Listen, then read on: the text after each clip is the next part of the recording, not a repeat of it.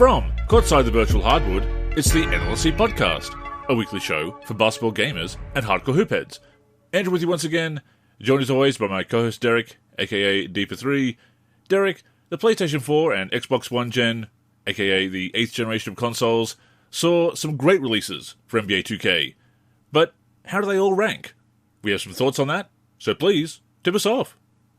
So yeah, on today's show, we'll be ranking the PS4 Gen 2Ks from 2K20 all the way down to NBA 2K14. As you know, the PS5 Gen 2K started with NBA 2K21.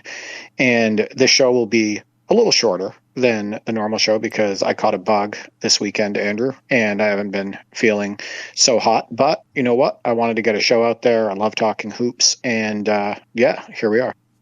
Yeah, pretty rough weekend from what you told me. But we talked about it. You said you could power through. So here we are to talk about, like I said, what I think is a pretty strong generation overall of NBA 2Ks. And I haven't loved the PS5 generation of 2Ks, as I've gone on record many times on the podcast, in articles, social media, or Discord, the forum, etc. I just haven't really been able to get into this generation, unfortunately. But even though I consider myself a retro gamer, although as we talked about before, Derek, retro gaming, classic gaming, covers the whole span of what is not the current generation, I still go back and play a lot of PS4 basketball games. NBA Live 19, obviously, server shut down last week, so that's kind of out of the rotation now as I get over not having Ultimate Team anymore. But just last night, I went back and played NBA 2K17, playing with the all-time college DLC, kind of rare content in one of my favorite games. But yeah, once again, a strong generation for 2K overall. Yeah, and to our listeners, Andrew sent me some Blake Griffin highlights from that college DLC from NBA 2K17, and keep an eye out for one of those, or many of them, in future NLSC top 10 countdowns. You know, for me, that generation of 2Ks, the PS4 gen, there's four of them that I spent a ton of time with. I find that this generation, though, was hit or complete miss, right? And we're going to get into that in a second. But let's actually start from the back end. Let's start with the least favorite 2K on PS4 gen. And I'm going with NBA 2K18. Has to be. Andrew. Yeah. The game was not ready to be released. It was released with oversized heads. It was released with ridiculously poor foot planning. The blow-by issue, which would allow you to blow by a defender with ease at any time you wanted. Overall poor shooting mechanics, where every shot felt rushed. Dark arenas. It was just a mess, in my opinion. I got no enjoyment out of NBA 2K18. I tried to play it in many different ways.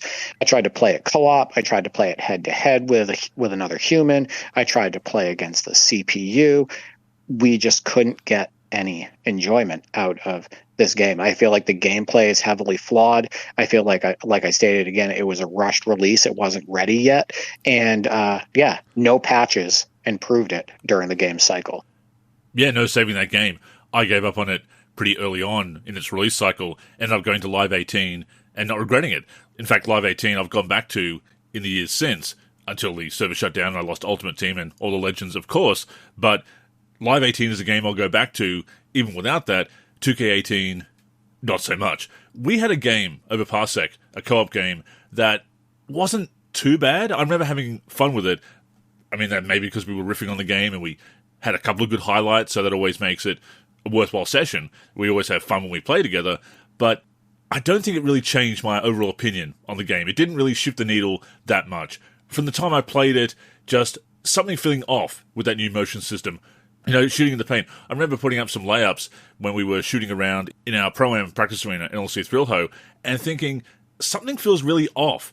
These animations, the movement, something just doesn't feel right. And it felt that way immediately. And people talk about how, everybody loves last year's game and dumps on the current game. You know, it's such an absolute to throw out there. Sometimes the new game is a step backwards. We've seen that in Live, we've seen that in 2K, and 2K18 was definitely a step backwards. Yeah, how about those beach ball mechanics, too? The ball physics were so off in that game. It looked ugly. It felt ugly. Just, that game is super blah.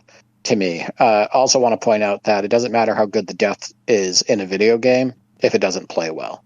And 2K18 was fine from a depth perspective, right? Having the classic teams and had the all-time teams, which was the debut for the series and all this. And it still had that My NBA depth. At the time, it was My League. And yeah, it doesn't matter how good the depth is if it doesn't play well on the floor.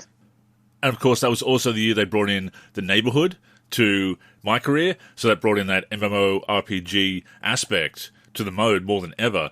And of course, it affected the offline version of My Career. At least there is an offline version of My Career in NBA 2K18 and NBA 2K19. NBA 2K20, it was done away with. Although I believe people have developed some trainers that will bypass that and you can play it offline. But generally speaking, if we're talking about official functionality, offline My Career no longer available. And of course, the ridiculous story with B-Fresh, just an obnoxious character. We riffed on her a lot back in 2017, 2018 on the NLSC Podcast, and she's come up in articles as well. So, just overall, the vibe of that game was not good. The gameplay, of course, not up to scratch either, but the game didn't have a good vibe. So yeah, I won't even throw it over to you, Andrew, for that one, because I know that that's your least favorite NBA 2K on PS4 gen. Next for me, this might be surprising to you, because I think you had a little bit more fun with this game, but NBA 2K20. That game drives me absolutely nuts, and it has a lot of issues that are also in NBA 2K24, which drive me crazy. It's the hunched over ridiculous running. I just can't get past it. It's happening all over the floor all the time. And I don't know which developer thought that looked realistic or was a good idea, but it looks absolutely stupid. I also found that this game had an enormous amount of invisible walls where you would try to turn a corner and you would hit a barrier and it would just completely stop you. Not the defender stopping you, just an invisible barrier. It also had the worst slow motion side-by-sides maybe in NBA 2K's history, where you would try to get a first step on somebody and you would be attached to your defender and you would just go in slow motion towards the hoop. That was also the game where you saw countless videos at the time on Twitter of people just constantly missing layups that no player in, rec league would miss at that rate. And it was the year, in my opinion, where badges really took over, where the suction was at an all-time high. And I just feel like that gameplay is so damn canned. And 2K20 has some advantages over 2K18, which elevates it a little bit higher on my list. But yeah, 2K20 had a lot of trouble getting into that one. Every time I revisit it, I can't spend more than 5 or 10 minutes with it before I put it down. Yeah, I actually agree. As much as I did enjoy NBA 2K20 more than you, I was playing in the rec a lot that year, which was very hit and miss, as you know. Talked about it before, wrote an article about it, my week in the rec, just seeing what it was like each and every day. As much as I enjoyed that game, I was definitely in a rut at that point. I was definitely playing it out of habit as much as anything else. And everything you said, absolutely true about the gameplay. Again, another step back from the year before. 2K19 would rank much higher on my list than 2K20. And it really did feel unfinished at launch. And this is a cosmetic thing, so it's minor compared to the issues that you mentioned. But when NBA 2K20 launched, the menus in My Career, they were supposed to have icons on all of the tiles in the player menu. And they were completely missing. Until the first patch, they weren't even added. Little things like that just point to an overall lack of polish. And like I said, pales in comparison to the gameplay issues that you identified, but it still shows that lack of attention to detail, that lack of care, that lack of polish. Yeah, a step back from 2K19. One of the last games to have a demo, actually the last one was 2K21 for Xbox One PS4 gen. And what I remember from playing the demo was that it played better than the game on release. I did a video on it at the time for my YouTube channel.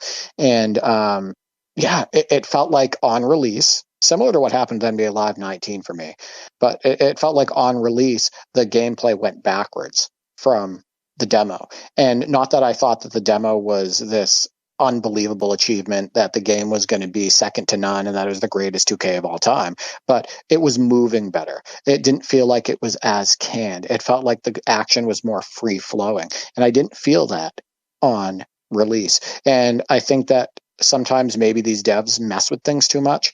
I also think that sometimes devs in these companies now lean on things like live updates, right?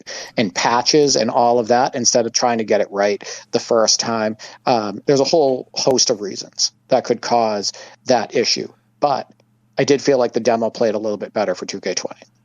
And we see that post-release of the full version as well, tweaking when the community finds an exploit, which is a good idea in theory, but often it ends up wrecking something else, or the sweatier gamers in the community are not happy that a certain glitch, a certain exploit is no longer working, so they cave to pressure on that. They've done a little bit better in recent years of not caving to pressure, trying not to tweak the gameplay too much, although sometimes they don't make the tweaks that they should, and sometimes they go back on good changes, like with 2K26, where they made that change to steals, which was arguably an improvement, or certainly some people liked it. I can't really comment on it because I just haven't been able to get into 2K26. You talked about it on a previous show, but then they changed it back. So they didn't stand by that change because people weren't able to take advantage of an exploit anymore. So yeah, that post-release tweaking is definitely an issue, and I agree. It absolutely happens after demos as well. Yeah, and before I get into the next game, because right now our lists are at the same point. You know, we both have those two as our bottom. Another issue that I want to bring up with 2K20 is it was the revamp, once again, of the motion system. It still has a lot of bones from 2K18 and 2K19, but they did a whole bunch of different things with, like I stated, with the running, with the change of pace, all of that stuff. And that's really when the whole awkward, like, straight back running started happening, and then like they would hunch forward and then they would stand up straight and then they would hunch forward again. Just the weird player movement on the fast breaks or driving to the hoop, the weird changes in pace, that started with 2K20, and it's actually gotten a little bit better with a game like NBA 2K26, and it was a little bit better in 2K25, but 2K20 through 2K24 pretty much had that ridiculous, weird feeling change of pace while running that never looked right, that never looked like real athletes playing basketball. No, definitely one of the game's biggest issues. So let's see if our lists match up now. So my next pick is 2K15. And the reason why 2K15 is it's the vibes. It's what you talked about with 2K18. You put on NBA 2K15 and you're coming off of NBA 2K14, which had beautiful, bright arenas, amazing reflections, a bright crowd, a crowd that was loud and interactive. You had just the art in NBA 2K14 is almost second to none in basketball video game history. You put on 2K15 and all of a sudden it's drab. It's dark arenas, dark floors, crowd's not as into it. The lighting in the crowd is super dark, all of that. And it wasn't the right vibes from the start. Not only that, I felt like shooting is potentially the worst on PS4 gen in NBA 2K15 because it either feels like the shot is rushed or you're shooting it on the way down. And there's so many times I would take a shot with a player and the correct timing for that player, he was basically almost landing before he released the ball. Was never a fan of the shooting in NBA 2K15. Of course, they added something like size-ups. Signature size-ups were introduced at NBA 2K15. They weren't in NBA 2K14, so that was a nice touch, and they worked really well. And a lot of that player movement is still there from NBA 2K14, so the game can still play well at times. But they kind of added like a herky-jerky nature to the movement, kind of a robotic nature. It didn't feel as smooth, in my opinion, to NBA 2K14. And then they also added to the depth from 2K14, which was a nice touch. 2K14 was pretty much bare bones from a depth perspective. But it got by because it was beautiful and it played so well. Like we talked about, gameplay is paramount, right? But 2K15 just didn't have the right vibes for me, and due to the shooting and those herky-jerky movements and stuff like that, I felt like the gameplay wasn't as strong, so I didn't spend as much time on it. Yeah, once again, I have to agree. I share your ranking here. I have come to like 2K15, going back and playing it. It's certainly not a terrible game. You know, we've played some terrible basketball games over the years, Derek. It is not one of them, but everything you said, absolutely true. I also feel it's kind of at times a bit more sluggish than 2K14. It might have just been playing through my career with an underpowered my player, so I need to go back and play that again. But I did feel that 2K14 was a bit lighter on the sticks. Just feels that way to me. I have mostly played my career in that game, went back and covered that last year, and you talk about vibes. That was one of the things that turned me off 2K15, because the story that year was so obnoxious and off-putting. Your avatar is a real jerk, and a lot of the other supporting characters also very unlikable. So that really was off-putting when I tried to play through it. Playing through it years later, giving it a second chance, yeah, I enjoyed it for what it was. I think it's interesting. It certainly was an interesting approach to start your career halfway through the season, but of course that also robs you of the chance to really compete for Rookie of the Year because you don't get to play enough games. But yeah, it was an interesting experiment, if nothing else. That aside, it's pretty solid. Like I said, I've played much worse games, but having gone back and really fallen in love with 2K14, yeah, I don't feel that same strong affection for 2K15. I would agree that 2K15 feels more sluggish than 2K14, and I think that they over-animated a little bit. Like I stated, the herky-jerky movements, the forced slowdowns, stuff like that, I think that happens way too often in that game. I will say, though, that the most fun that I've had in my team on the PS4 gen was on NBA 2K15. My legend, Tony Roten, who carried me through the early stages, and then I was able to get Kobe and a couple other legends that I really liked, and I was really enjoying my team overall on that game. I think that was pretty solid out of the box, which I can't say for a game like NBA 2K26. Certainly a lot fairer to the customer, to the consumer, you know, how greedy it's gotten in my career. And this is not to go on a whole rant about current generation, but as we talked about before, going for those broken cards, those OP cards that ignore what the player was actually good and bad at, just to give you this overpowered Shaq that can do everything. Shoot like Steph Curry, dribble like Iverson, dunk like himself, obviously. You know, expanding the collection to have all of these OP cards. I do miss that similar approach to my team.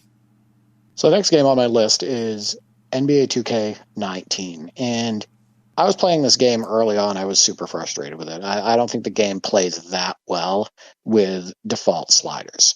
I think that you have to change a few things in order to make that game looser, to free up the movement, to make players move the way, you know, athletes do in real life.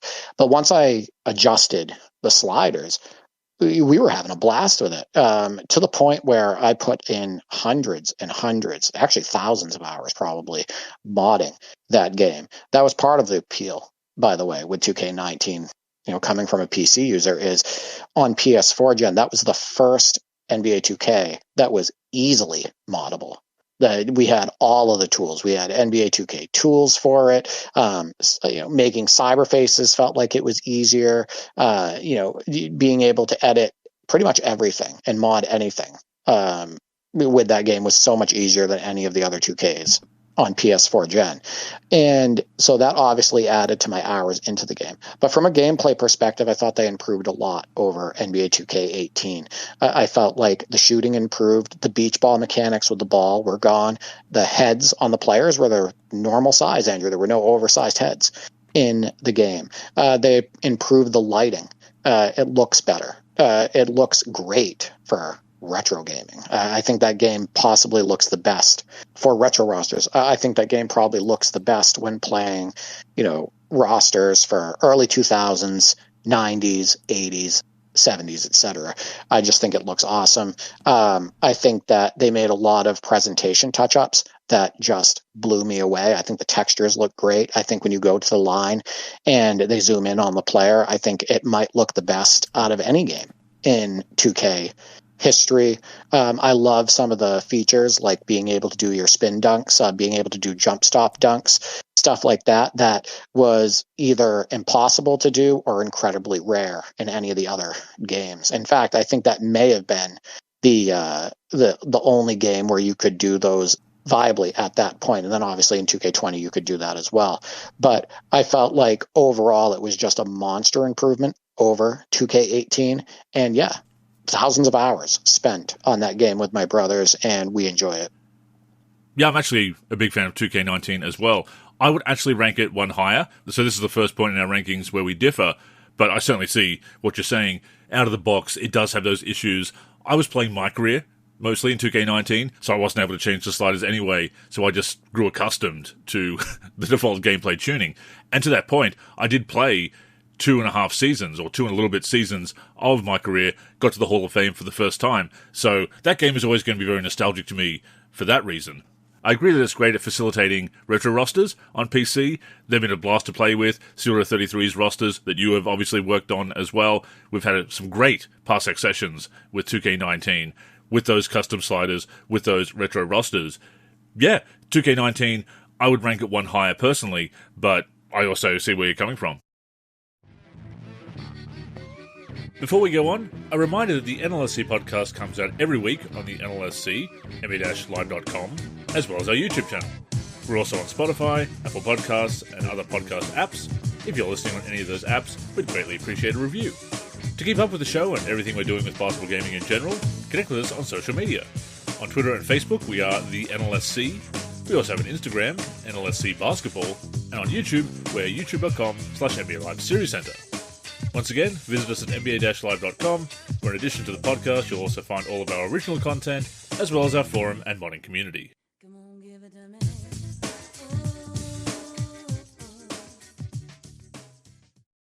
So for this spot on my list, I'm actually going to say NBA 2K16, and I was tossing up between 2K16 and 2K19. 2K16, I think again, a very strong game overall. The first year that I got into Pro-Am, so that was a really fresh experience, playing that with the guys.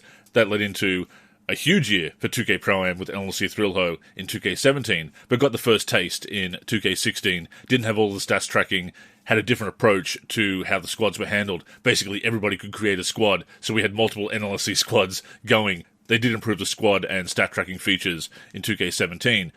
You know, they had Live and a Dream in My Career, which was the first really elaborate cinematic story, a Spike Lee joint, of course.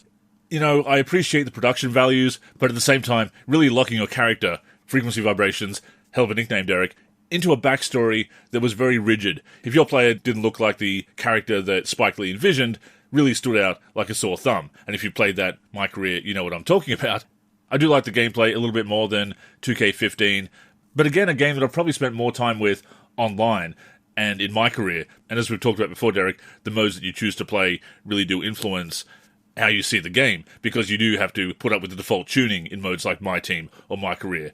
So I might have to go back and play it a little bit more just regular gameplay and try some slider tweaks or whatever. Again, I think it's a very strong game overall, but I just like other games better. So I'm not going to comment on 2K16 right now because I'm going to get to it a little bit later with my rankings. But we're down to 3, Andrew. And my next pick is NBA 2K14. And there's a reason why it's not number 1 on my list. I think from a mode depth perspective and a gameplay depth perspective, it falls short from 2K17 and 2K16.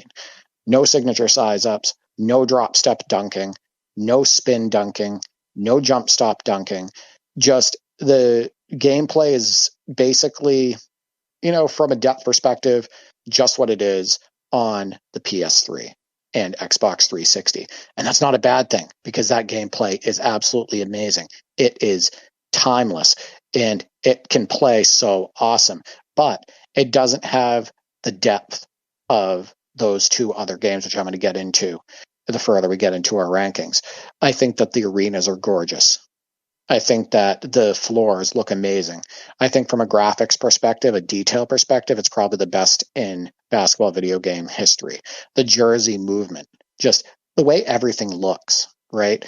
The replays, how they look, the when you execute a good move, and I've seen you, you know, in the top 10 so many times with your highlights from NBA 2K14.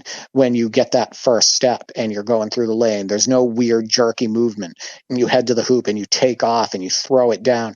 And it all looks so real and so smooth. They did such a great job with that. And shooting overall in that game is solid. And while there are no signature size ups, dribbling still feels pretty good. I will say that the game was a turnoff for my brothers and I in a pretty major way for the fact that you couldn't select more than one team in a season mode. We weren't able to play a season, draft, playing head to head, etc., because that option wasn't there.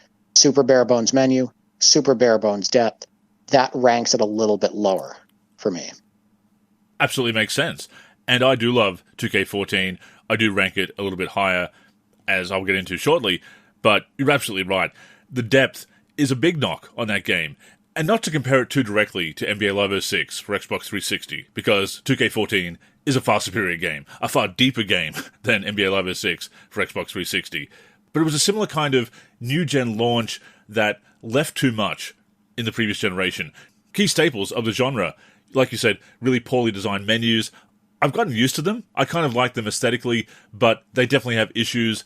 My career doesn't have access to a lot of the functionality, a lot of the stats menus that it's supposed to have because it's so poorly designed.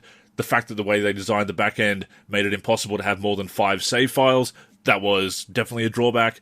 I don't really need that many, I suppose, because I'm only playing the one My Career in 2K14. And I do have a My GM save as well with the Bulls that's fun to dust off every now and again, but it was still poorly designed. But yeah, that lack of depth does bring down what is otherwise a beautiful game, a game that plays really well on the sticks. And to your point, when you don't have some of those staples, when you don't have that feature that you really enjoyed, that doesn't let you play the games like the previous games, when you have that front approach that you and your brothers love, and it's not available because you can't play multiplayer franchise, or multi-team franchise, or whatever, yeah, that will affect the game's ranking. It's the difference between us spending, 100 hours in a game or 2,000 hours. That's how big of a difference that is in my household. So that lack of depth definitely hurt. So yeah, like I said, I was tossing up between 2K16 and 2K19, two games that I did enjoy, but I do have to give the third spot to 2K19, despite the issues that you mentioned. I just had a blast playing through My Career, playing through to get to the Hall of Fame, playing some online as well. Not as much that year, because a couple of the guys weren't as into 2K19 as I was. They also got rid of the 3-player minimum in Team Pro-Am, so you had to have the 5 users or go to the rec, and of course the rec is traditionally a significantly inferior experience, because it's filled with randoms who don't necessarily want to play with the team, don't necessarily have a lot of basketball knowledge, real or virtual. So that was a bit of a letdown that they changed that. It was in the wake of launching the 2K League with 2K18, so they were trying to make 2K Pro-Am the home version of the 2K League. And that tipped off the gatekeeping that's really affected the online scene to this day. But the offline experience, the single-player experience, I did really enjoy in 2K19. I've loved revisiting it with you to play with those retro mods. So I would have to rank it as my third favorite game of that generation. All right, so we're down to the final two. But for me, Andrew, it's a tie. So I have tied in first NBA 2K17 and NBA 2K16. I just can't choose. And the reason is because the games have basically the same amount of depth when it comes to modes, when it comes to classic teams, all of that stuff. Because if you remember correctly, NBA 2K16 came in with the court creator, jersey creator, relocate team, all those enhancements to My League, and boom, they're in 2K17. 2K16 came in with the added classic teams. Oh, now they're in 2K17, right? So the depth between those two games feels pretty much the same. However, from a gameplay perspective, there's pros and cons to both, but they're both so much fun, and we sunk thousands of hours into both of them. On one hand, on NBA 2K16, you have 4 size-up options, and then they reduce that to only 1 size-up option in 2K17. So that's a negative for 2K17, but it still works well. You get the authenticity in 2K17. It's not like a game breaker.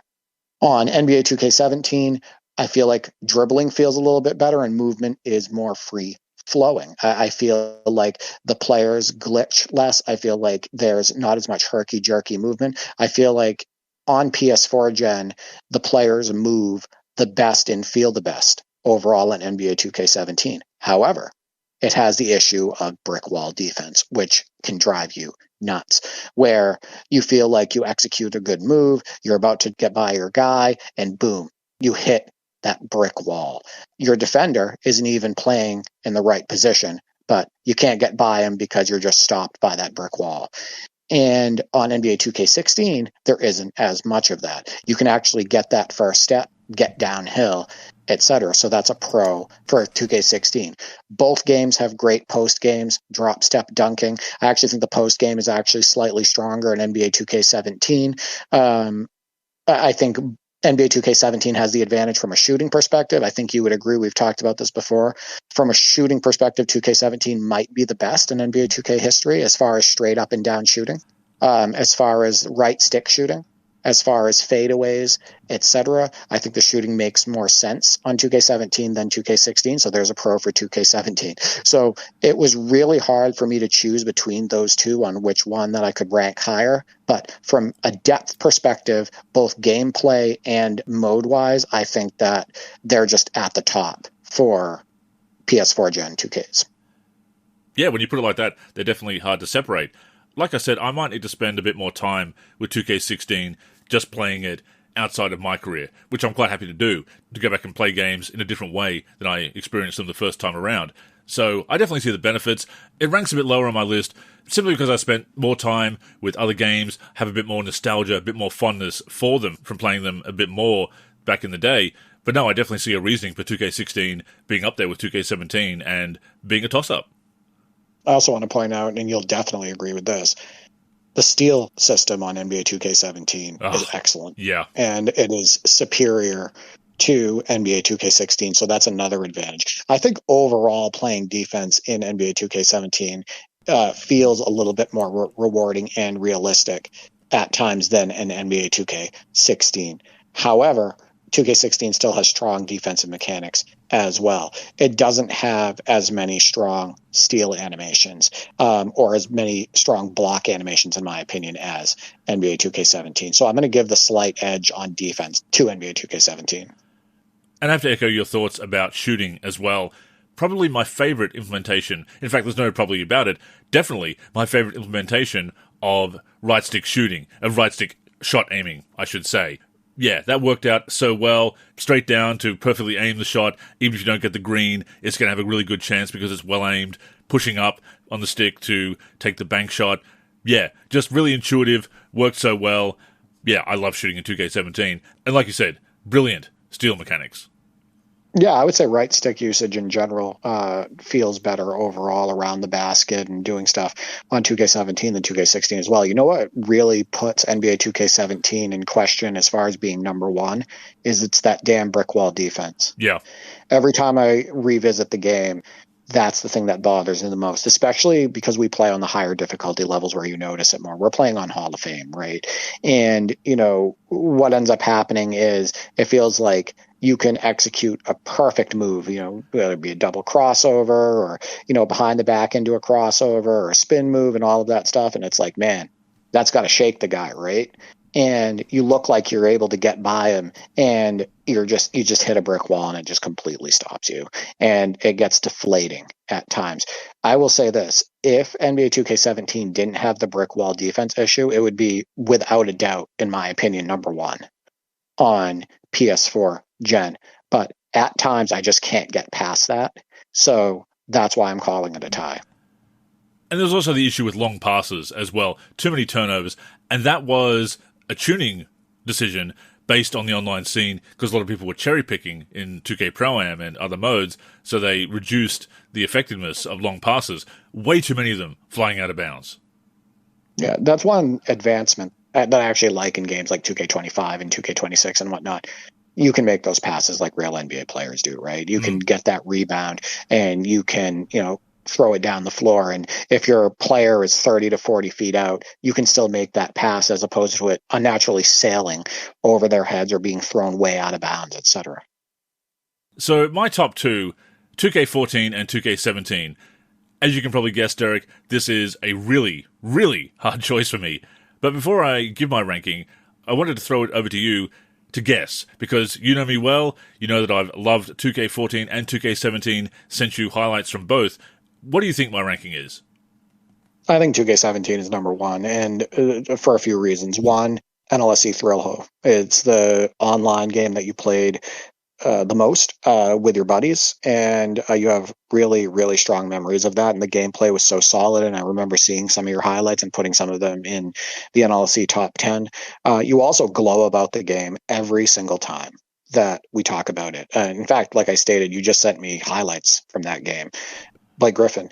And so, my guess would be, despite you spending about 7 seasons now on NBA 2K14, my career, I would still say that 2K17 overall is your favorite. Well, that's a pretty good guess, but you are absolutely correct. Yes, I do rank 2K17 as my number one, but it is very tough because of those 6 seasons into my 7th season and counting of 2K14 my career. The way that it just captured my imagination going back and playing it. The fact that it made that poor first impression, feeling sour towards the brand, as I've said before, because I saw the developers making some snide comments about Live 14, which weren't inaccurate, don't get me wrong, but it felt very unprofessional, it felt very mean-spirited towards peers in the industry. Not just the company, but people who are actually, possibly your future colleagues. And of course, there was at least one person who worked on Live 14 who went on to work for 2K. So from an individual standpoint, those are your industry peers that you're making fun of. So I didn't like that. And it also felt a bit different on the sticks with that new motion system. I didn't quite warm up to it at that time. And indeed, I was still warming up to the 2K series at that point, having really gotten into it with 2K13 and the right stick dribbling, making that series more palatable than previous games, to me, at any rate. But yeah, I do love 2K14. Like we talked about before, though, the lack of depth, the fact that you only have one custom roster slot, that if you want to customize the rosters and then restore the original rosters, you need to back up that save file externally on a USB or whatever to get those rosters back. I've customized the rosters for a few of my Retro Series games, my NBA 2K14 Retro Series games, and that has been fun, but then I have to restore that data file to get the proper rosters back. And once again, that is an issue born of all the issues with the interface and the way it affected the back end as well. So that is definitely a drawback. The lack of a traditional franchise mode, bringing in My GM for the first time, where you actually have to earn VC and unlock the ability to reorder your roster, to change your rotations. That was a ridiculous approach. And people would say, you only have to play one game because it's only 100 VC to unlock that.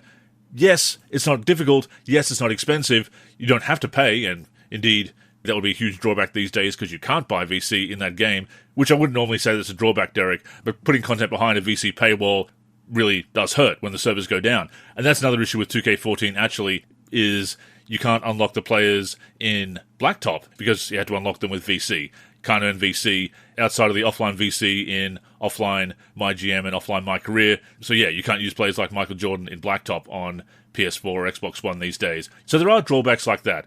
But the on-court experience is fantastic. I wouldn't have played 6 seasons and counting in My Career if it wasn't. And as you said, one of the best-looking games, not just on PlayStation 4 and Xbox One, but just one of the best-looking basketball games of all time. But most importantly, fun on the sticks. But 2K17, I do have to rank number one.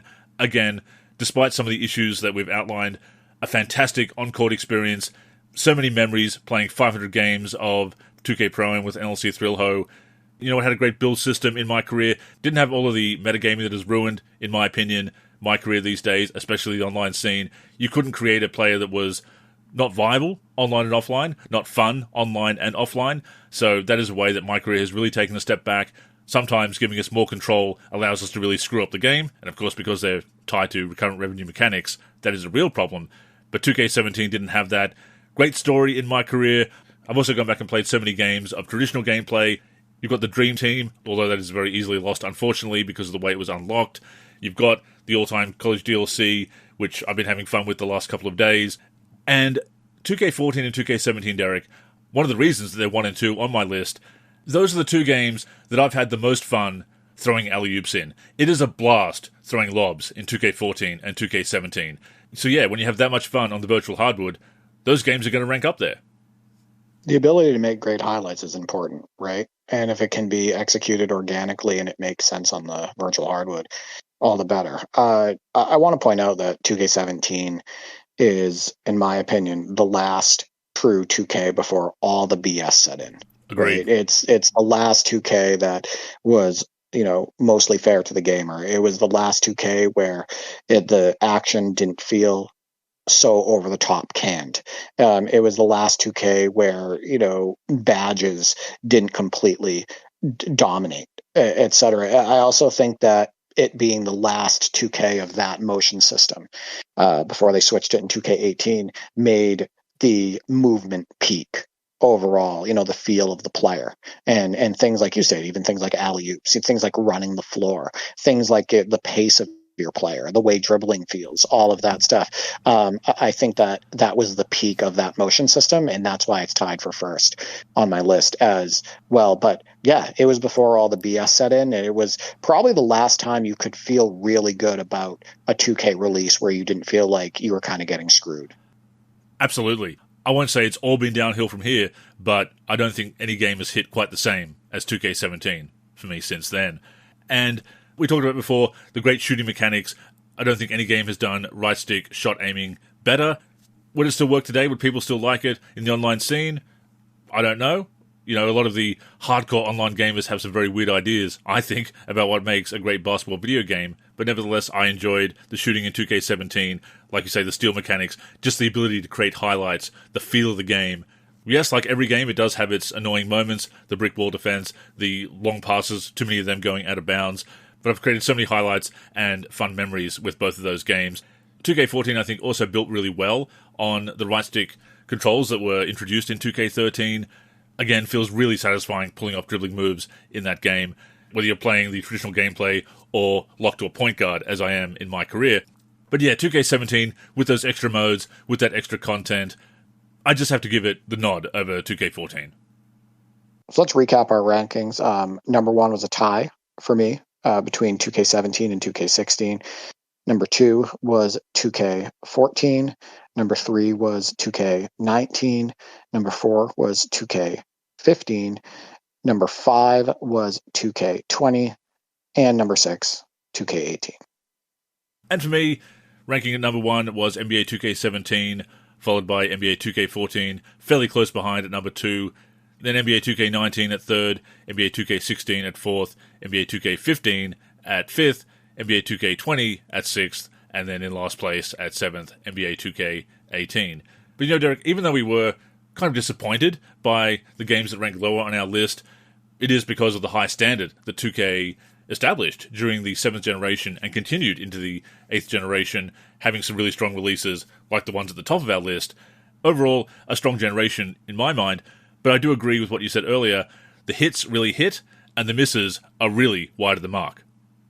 Absolutely. And we're interested in the community's thoughts on this. Let us know on the YouTube channel, in the comment section. I'll also be putting out a prompt on social media. How do you rank the PS4 gen 2Ks? And one final note, obviously they are still releasing NBA 2K on 8th gen to this day. We'll see what happens with 2K27 and 2K28, of course, because Sony, for one, are starting to sunset some of the PS4's back-end functionality, so we probably will see more developers leaving the PS4 and Xbox One behind. But these are rankings of the core PlayStation 4 and Xbox One releases, and of course their PC ports as well. The launch with 2K14 to the final 8th gen exclusive, 2K20. Yeah, see, it's hard to go beyond that when you're doing your rankings because so you saw what happened with NBA 2K14 for Xbox 360. So that game was excellent, right? PS3, Xbox 360. But because they had moved on to a new gen, basically the gameplay stayed exactly the same all the way up through 2K18, which was the final release on Xbox 360 and PS3. So like I said, I think it would be hard to pull those other games in because I just think the direction changed. Exactly. If you want to add it to your rankings, by all means feel free, let us know. But otherwise, let us know how you rank 2K14 through 2K20. With that being said, that has brought us to the end of this week's show. Thank you for tuning in, and a reminder that you can catch us every week on the NLSC, our YouTube channel, Spotify, Apple Podcasts, and other podcast platforms. Also, both we and the NLSC are on social media and would appreciate a follow. So Derek, go ahead and plug the handles. Yeah, you can reach me on X, formerly known as Twitter, at D43G and at D4384. I'm also on the NLSC, D43, and on YouTube, D43. As for me, I'm Andrew in the forum and Andrew NLSC on X and Blue Sky. The NLSC is on X, Facebook, and Blue Sky at the NLSC. We're also NLSC Basketball on Instagram and Threads. We're on YouTube at NBA Live Series Center.